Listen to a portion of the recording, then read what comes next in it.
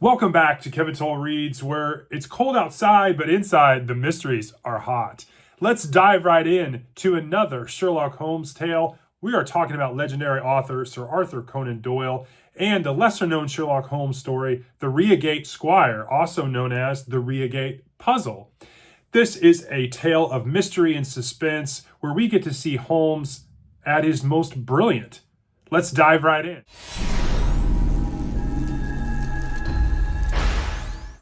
So we are back with another Sherlock Holmes tale. We are talking about the Reigate Squire, published in 1891 by Sir Arthur Conan Doyle. Let me give you a summary of this one. Sherlock Holmes is recovering from a very trying case that happened in France, and so himself and his beloved Watson are taking a brief holiday in the English countryside. And their holiday is interrupted when a local landowner is murdered and a break-in also occurs nearby. Holmes quickly deduces and identifies a connection between both incidents and uncovers a sinister plot involving forgery, murder, and ultimately greed. And so that is kind of the summary of this one.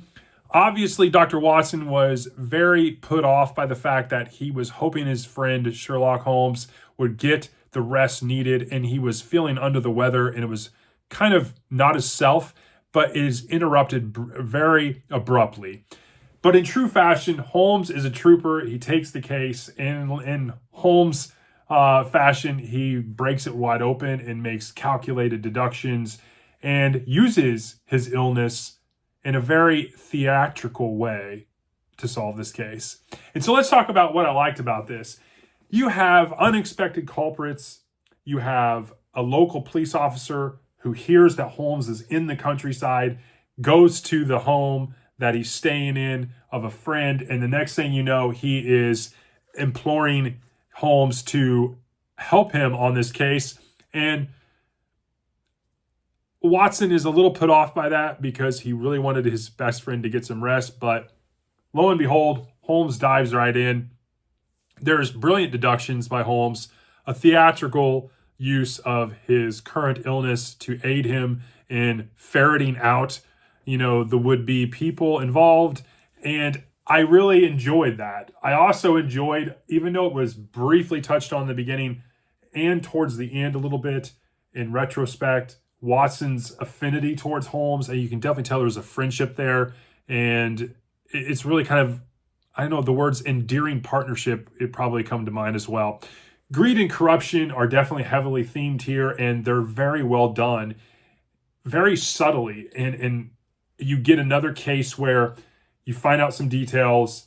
Holmes does some investigation, comes back, grabs Watson and the gentleman the colonel, I think it was his name, that they're staying with, and he takes them down the area where these houses or estates are, and they go to the scene of the crime.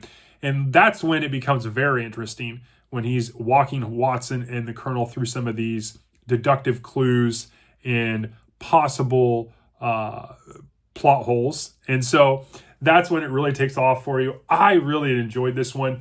An excerpt from this I thought was really good. I have two of them. "There is nothing more deceptive than an obvious fact," Holmes murmured, holding up the torn piece of paper. "This will unravel everything." And you don't know it at the time, but that was a key part of a key clue and a part of the reveal. Another excerpt that was really good. "Their downfall, Watson, came from their arrogance. Even the cleverest schemes can be undone by the simplest oversight." And I thought that was really good. Overall, this is another cozy mystery, great deduction, further along, getting more character insight with Holmes and with Watson a little bit here as well, which I really enjoyed that aspect of this. I am really enjoying these. If you're looking for something cozy, written very well, paced very well, these are really up your alley. I mean, I'm going to be honest. I'm really quite shocked by these. Honestly, I wish I would have got to these a long time ago. These are a lot of fun. I don't know if it's just the fact that I'm doing them in these micro reviews, or it's just the fact that they're breaking up some of my larger books that I'm trying to get through here, but I'm really enjoying these breaks. And they really kind of feel like breaks, even though they're really enjoyable. So that is my review of Sherlock Holmes in the Reigate Squire, or otherwise known as the Reigate puzzle. I hope you enjoy this, and I hope you have a great week, and I will talk to you all on the next one. Thanks. 3, 2, 1.